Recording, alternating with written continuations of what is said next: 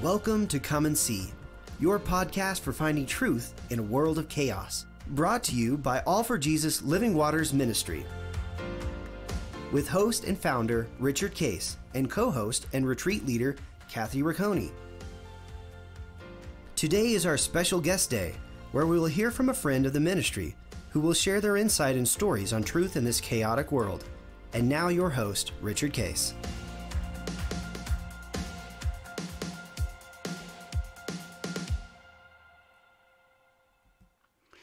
Well, good morning, everybody. This is Guest Thursday, and we're excited to have very special guests. We've actually heard them on and had them on before, and they got to share their wonderful stories. So, Kathy, since you understand who these are, why don't you introduce them, and then we'll talk to them.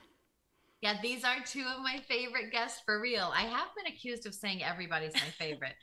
But these really are, as this is my oldest son, Joshua, and his wife, Emily, who have newly moved back to New Hampshire just in the last couple of months. So this is their third time being on the podcast, actually. Yep. And I've hyped this story a little bit to anybody who will listen, reminding people there is a great story here of God's faithfulness that I'm excited for them to share. I know they're excited to share how God has led through this last season. So, yep.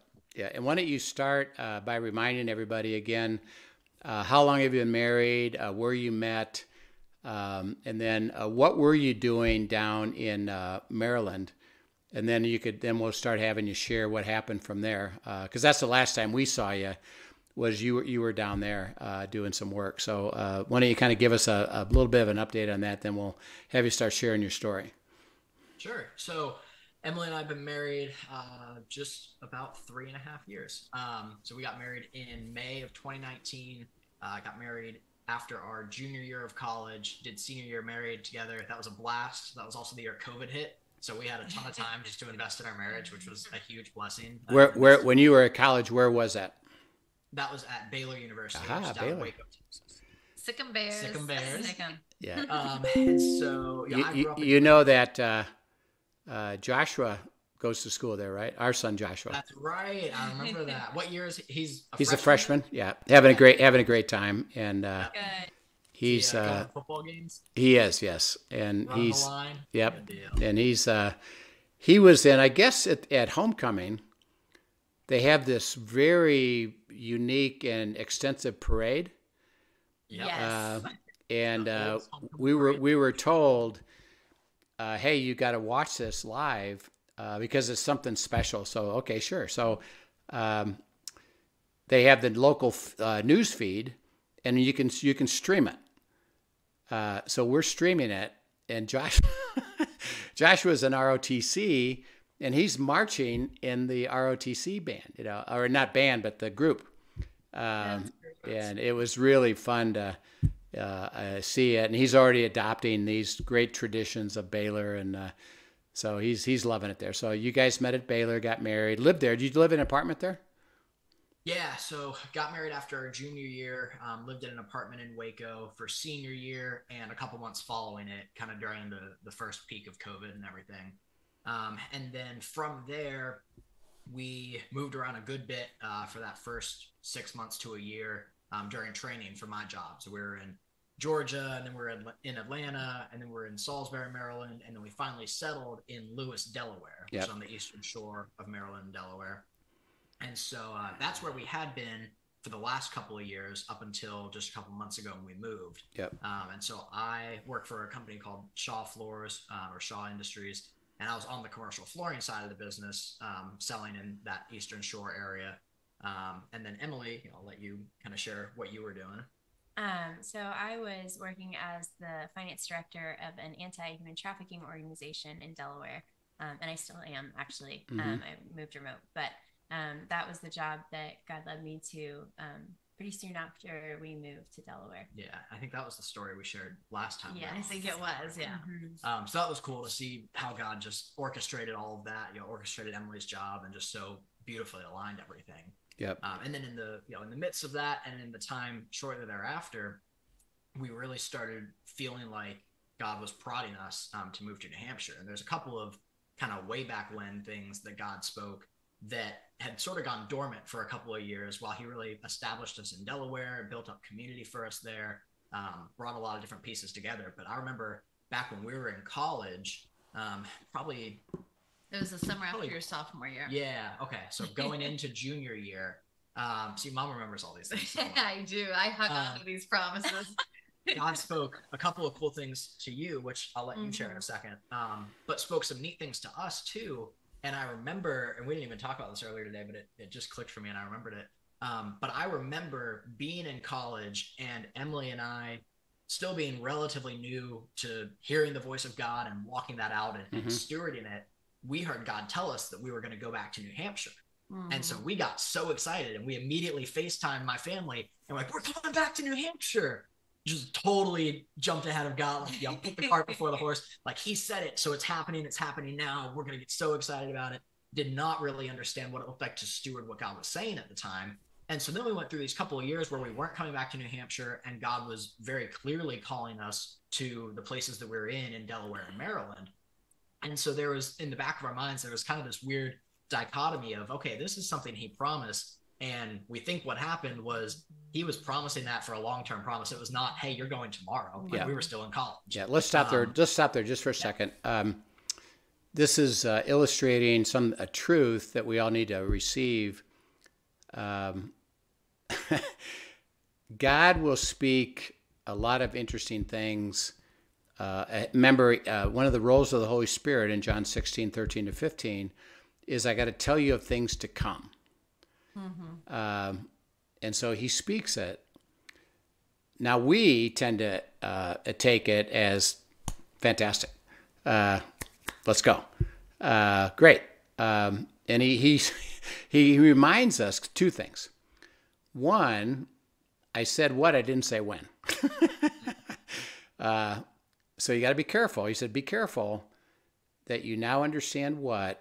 And of course, this is what we all typically do. Like you described what you did is like, okay, great. Hey, we're coming home. And God said, well, son, I didn't say that. I just said New Hampshire. And what I need you to do now, which is what you wound up doing, is help me understand what all that you're saying about that. And all he's really saying is pay attention and understand something, and I'll show you what that means, including, and again, this would be the beauty of what he kind of did say to you is you finally understood it was yes, but not yet. And then you shifted, okay, well, what do you have to say to me now? Well, I got this other stuff for you to say. And you said, okay, I got it. And that's how it works is, do I understand it? Am I because he could have said it is now. Get going, let's go. And so there's no system to it. It's just you are going to hear things, and the key is don't interpret it yourself. Keep going like you did with, well, let's go see what he has to say about that, if and when. And a real simple example, when our ministry was growing, we heard, I want you to get a new piece of property and build a retreat home. And again, I've learned already by then, because I did what you guys did, not to do that of, well, just, okay, I'll go get a piece of property and get going. It's no, I'm just alerting you to this. I'll let you know when and how and if and how this is going to work. And it may take a couple of years. Don't worry about it. And okay. So that's the fun of it. So thanks for sharing that. So then you were, you kind of understood that. And then you were doing all these things down in Maryland. Tell us more than you so go share on. your part of that. So my part of that is there was, this summer that he told them, hey, New Hampshire, I'm putting on your heart New Hampshire for the future. I also remember back in the day, the first Abide retreat that Dan and I came to and met you and Linda for the first time. Yep. And you had us do that exercise on writing out the desires of your heart. Right. One of the desires of my heart on there was indeed that all of my kids would settle back in this area and we would all be together. Oh, that's neat. Isn't that fun? Yep. And in praying into that over the next year, God gave me this promise, Isaiah 64, lift up your eyes all around and see. They all gather together. They come to you. Your sons shall come from afar, and your daughters shall be nursed at your side. Then you will see and become radiant, and your heart shall swell with joy. So that was a promise that he gave me back then. And even as he gave me that, I felt like he was giving me permission to pray ahead of that, permission to believe for it. But I actually felt like he told me, this is coming. You don't need to force it. You don't need to rush it. Things will take place, but know that this will come. Yeah. Wow. Beautiful. Yeah. That's kind of neat. It is kind of neat. So there was a. Did you share that? Did you share that with them at that point? Did I? Yeah. I think pretty early because we were communicating that we wanted to come. Right. So everyone was kind of like, okay, so God's speaking the same thing to us all. Like, we'll see when it happens. Right. Okay, great. And so then, so that was all a few years ago at this point. Yeah. And then fast forward, Emily and I are living in Delaware. I'm working in Delaware and Maryland. She's got the job at the nonprofit. Work was going really well for both of us. I'm in sales, and so the role that I was in there was also sales driven. Numbers were up, things were going really well. I had a great team, great boss. Really enjoyed all of that a lot. And you learned a lot there. Learned a ton. Yeah, just got a ton out of that role. Really loved it, and hadn't hit a point where things were kind of leveling off or capping out. Like there was still more room to grow. And so really had no reason to leave that job or anything. We were in a great spot. We loved our community, loved our church. But then in, was it March? It was March, yeah. So I have note cards. March, yes, we got all note cards because we won't remember otherwise. But back in March, God really started laying it on each of our hearts. Kind of reminding us again, it had always been on our hearts to move back to New Hampshire one day, but started reminding us of it again. I'll kind of let you jump in with what he spoke. Yeah, so we kind of assumed, again, with the, okay, so he moved us to Delaware, so we probably are going to be here for 3 to 8 years. I don't know where we got that from. That was just where we were thinking. Yeah. We were like, we're going to be here sure. for a while. Sure, why not? From the norm for the job. That's right. Yeah. Okay, so there was some logic, bad logic, but some logic. But we were kind of the key word there that you just said is logic. Well, our logic says, Right. Yeah, exactly. Okay. So we were assuming this is a temporary, but kind of a long-term temporary place for us. Before God eventually does call us to Northeast, we believe He's going to. Yeah. And so at the time, I had just gotten in my new role at Zoe Ministries. Yep. And we had just re-signed our lease in February. So we knew God was saying, just stay in this apartment again. Like, I'll show you what to do next year. And come March, like the beginning of March, I was just spending time with the Lord, minding my own business, not talking to Him about New Hampshire at all. And out of nowhere, He's like, hey, I want you to enjoy living in Delaware through June. And then we're going to hit the ground running. Let's get your debt paid off and then listen intently for my instructions. And as He said, we're going to hit the ground running, I knew that He was talking about our move, wherever we're going. And I felt like it was to the Northeast. So in this word that He's giving me, He's saying like, okay, your debt's going to be paid off in June. And then I'm going to reveal everything in the move, is like, you're moving after that at some point. Stop just a second there. So when you received that, what were you doing at the moment when you received it? Because it sounds like you weren't saying, are we going to move? How were you? What were you? Where exactly were you, and what were you doing that God interrupted you and said, "Hey, by the way"? So He was talking to me about. I was in Romans 11, and He was talking to me about the depth of the riches of the fullness of God and the perfections of the abundance that He gives, which is funny. Because so I'm sitting on this, He's asking me to meditate on this space of like the riches of my abundance. And out of that came something that had been on our hearts, but I was not currently asking about. Yeah. So the point I would like people to understand is that you were just abiding. Yeah. You were in the Word. God was saying something to you about something interesting to you. That's cool. While you're abiding, and remember, He's just giving you truth and helping you understand truth. And this is how beautiful God is. He said, hey, by the way, this applies to you right now. and I have something specifically to say to you, I'm going to hit the ground running. And you really kind of understood it. So you're really talking about us moving. He said, yeah, and that's how it works. In other words, it's not, am I? It's rather you're just with him. And then he says, hey, by the way, I've got something I want you to understand right now about my will for you. It's really cool. So thank you for sharing that. That's exactly how it works. Yeah, that's awesome. Thank you for pointing that out. So yeah, that happened in March, and I remember I looked up at Josh. Like, so we were spending time with Jesus across the couch from each other. I looked up at Josh and I was like, "You're never gonna believe what God just told me." And so we began a journey of praying ahead of that. We did not reveal that to anyone. That was not something that I was sharing with my job, with his job. Like, that was something, okay, God's promising us this, but we have no logistics around this. Yes. At the moment. Yes, like there's no real lot, like anything to share that's tangible here. So we're praying ahead and seeing what God's next step is for us. So we prayed for 2 months. And then I'll let you kind of take over from there with Well, and right after God spoke that to Emily, I was on a trip with my team from work.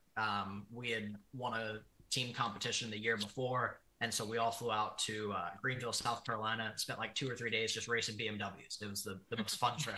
Oh, Nate. Which would have liked that. He liked that. Oh, man. It was awesome. Okay, now stop just a minute. Where's that at? I'm going to go there. I want to go there. Yeah, Greenville, South Carolina. Okay, there we go. But that was awesome. So we're down on that trip, and I hadn't really been, looking for a new role within Shaw or anything like that. But there was a new sales manager role that opened up in the region next to our region. And I was not remotely qualified for it, nor was I interested in it or anything. But one of my teammates, one of my buddies that was on the trip with me was, and he didn't have his phone on him. And so he was like, hey, can you hop on Shaw's website and see if that job has been posted yet? Because the second it got posted, he wanted to send in his resume and application and everything. And so I'm like, yeah, I'll look for it. So I pull up the link and I'm scrolling through, and it hasn't been posted yet, but I didn't know that. So I'm scrolling through every job in Shaw looking for this regional manager role for my buddy. Okay. And as I'm scrolling through, one just like jumps off the page. There was a Core-Tech role, which is our premium brand. It's, it's a great product to sell. It's a little bit more lucrative. It's fun. It's just a really neat product. And the town that was listed on it was my hometown. And so, you'd cover a larger area and everything, but the specific town that they called out was my hometown. And I'm like, oh, this would be perfect. Like, I'm going to take all these 500 products I have, reduce it down to like 30, make a little bit more money, like do a high-end premium product and live in my hometown. Like, this is perfect.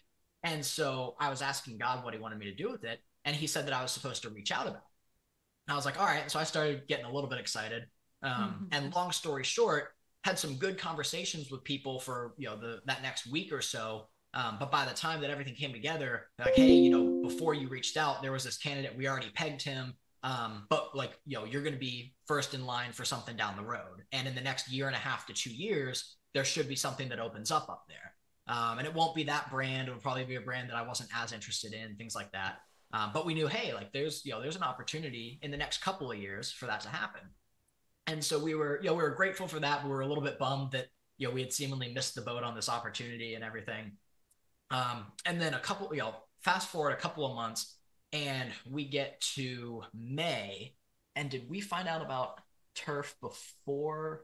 What happened next? I don't remember. At some point along the line, Josh was made aware of the sports turf role that he currently holds, and was encouraged to ask around. And later in the month, in the end of May, and we'll kind of jump backwards in time a little bit here in a second, but later in the end of May, he had a call with someone that was currently in that role, just in a different territory in the United States, and basically was very unimpressed with what that role looked like it would be like for in the territory it sounded like a lot of traveling, a lot of just the role sounded really, really fun. Like the job sounded great, the team was awesome, the people were great, but it was a ton. What it had been portrayed to me described was that it was a ton of travel, like just constant overnights. And I was like, well, what's the point in moving back close to home, close to family, like if I'm never going to be home? Yeah. And so that, like, purely just that travel side of it was really kind of something that turned me away from it. I was like, man, I know God's not calling me into a role that's going to have me traveling everywhere because of the promises that he's spoken and the callings that he's put on each of our lives and what he wants us to invest in. Okay, like, I know he's not calling me. Stop right there a minute.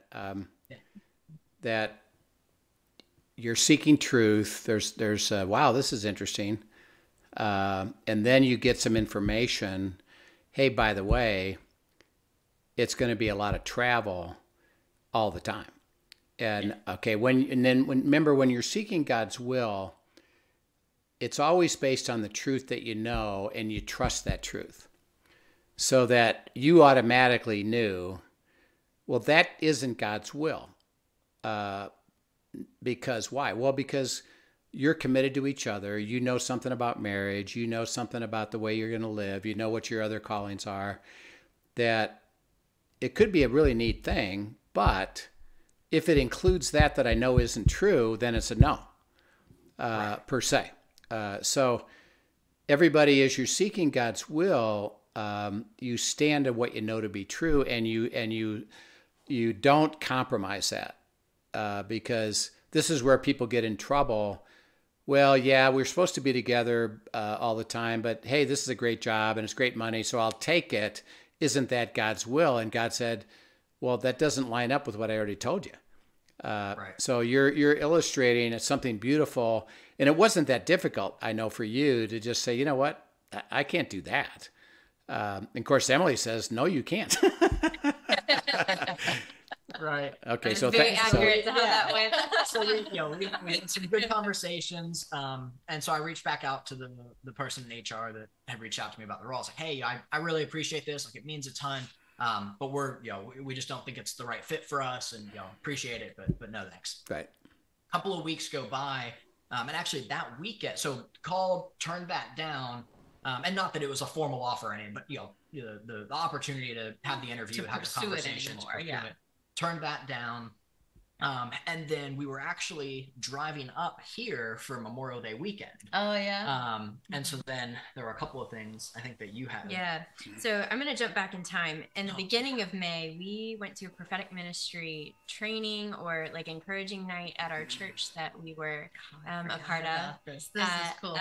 And they brought in a couple who was very gifted in the prophetic, and was giving words to each of the couples there that night. There was like 7, I think, that they gave. And we were one of the couples that was receiving a word that night. And it was a very long word. I will not go into all of it. But it was sweet. In the middle of it, God said to Josh specifically, hey, your promotion is at hand. Like, it's coming. And there were no specifics, but like we hadn't even heard about the turf opportunity. We hadn't heard nothing was on the plate. And he was saying, hey, promotion is at hand. And so we're sitting here like, that's cool. I don't know what that means. And so fast forward a little bit. So we went to Memorial Day weekend. He had already kind of said that wasn't a great fit and kind of set it aside. So our plate is empty again. But you are still on alert from the promises he's given in the past, and then the prophetic words spoken over you keeps you in alert mode. God's doing something. We're not really sure what yet, but he's up to something. And we saw nothing on the horizon. I mean, we were blind to everything God was doing at that time. He had not revealed anything, but we knew what he said was true. And so we were praying into it still. And about a week after we visited the Rocconis for Memorial Day, God was prompting my heart to ask him, because I was asking for God to give me a word through someone else later that night at a prophetic ministry thing. And he was like, why don't you just ask me right now if I want to give you a word? And I said, okay, God. And so I did. I asked him, and what he told me was very fun. So he told me that one. Oh, I skipped that one. Yeah. Sorry. Yeah. So in May, at the end of May, God told me his promotion was coming by the end of the summer. So the promotion that referenced in the prophetic word, I knew that God was saying, hey, that is coming by the end of summer. So he gave us a date for that, like a kind of a timeline for that. So we knew it was coming. And then And then God told me that time that I asked for a word from him, he told me, hey, you're going to be in New Hampshire by September.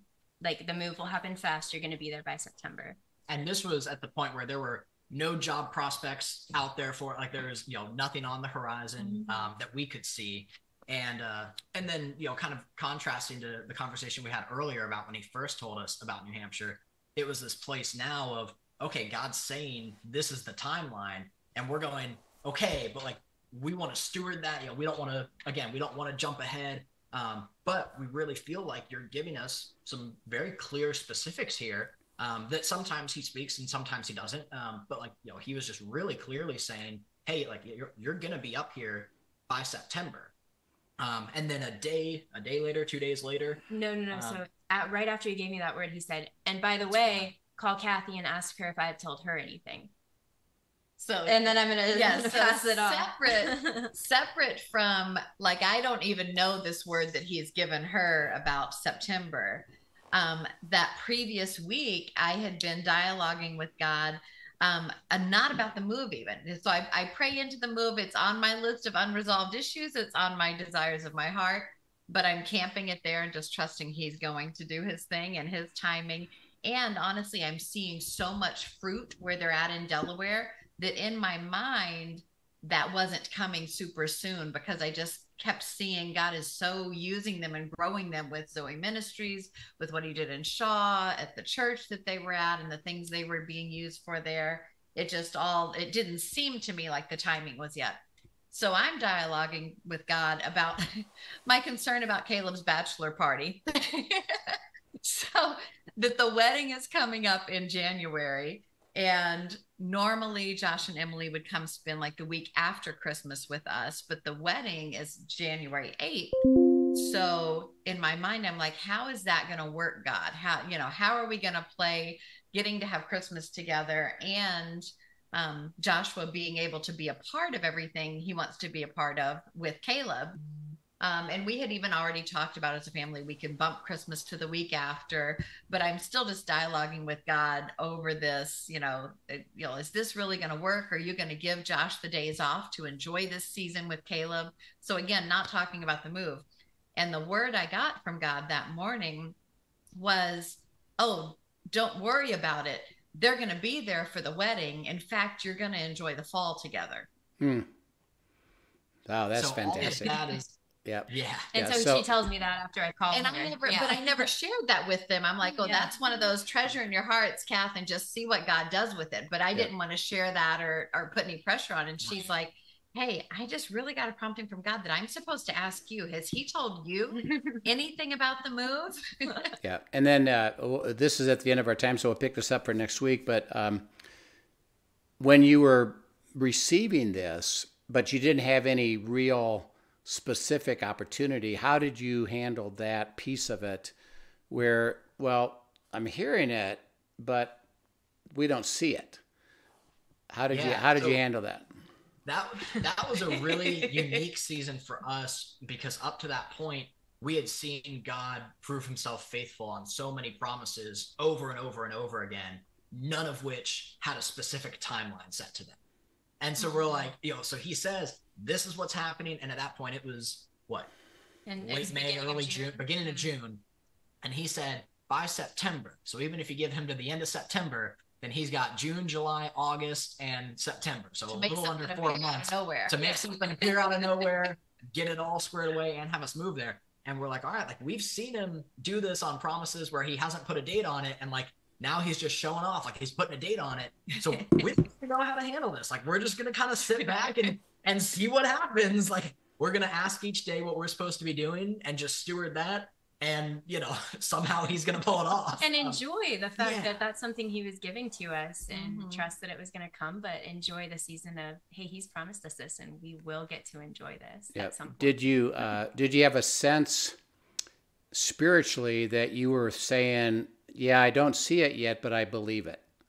Yeah. And that's what faith is all about. See, it's, and by the way, it's kind of testing you, and you kind of just said it, is, well, if you really believe it, then you can enjoy the next several days, weeks, until I show you because you're not saying, well, I don't think this is going to happen, or I doubt if this is going to happen, or we're supposed to go do some work. You just said, well, I believe what you say. I don't see it, but I believe what you say. And that's what faith is all about. There's some great anticipation of, oh, what's this going to be? Like they were excited. Yeah. I mean, I to remember see how he was going to pull this off. I remember all of us getting on phone calls or FaceTimes and like getting excited about like, oh, we're going to do this fall. We're going to do this. And we're like, we have no idea how this is going to come out. But like, we're going to start planning all the fun activities we're going to do in September, October, November, because we're going to be there. That's faith. And so then after that was when and we'll kind of get in this next episode, but after that was when everything, to use a phrase from earlier, like really, we really hit the ground running. Yeah. I mean, things took off really fast. So it was fun. Yep. So we'll pick it up from there. A great story already, just of God said, hey, by the way, talking to Kathy, confirming it, talking to you, confirming it. However, at this moment, and we'll pick it up next time, you actually don't have a specific thing that you can go do. So, so that's going to be interesting to see what happens. So we'll pick that up. Thank you so much for sharing, both of you. And Kathy, we'll see you tomorrow for End Times Friday, and then we'll pick these guys up again next week. Yeah, you guys, listeners, will have to make sure you join in next week to hear the end of the story. You got to hear the end of the story. That's going to be the punchline, so we got to hear that. So, yep, we'll see you soon. Thanks. All right, thanks. Take care. Thank you for joining us for today's episode of Come and See, your podcast for truth in a world of chaos. Brought to you by All for Jesus Living Waters Ministry. Send us your questions and comments, and tune in tomorrow for more answers to your personal questions about living life in God's truth. Remember, God's will is best and none better. His truth brings peace in this world of chaos.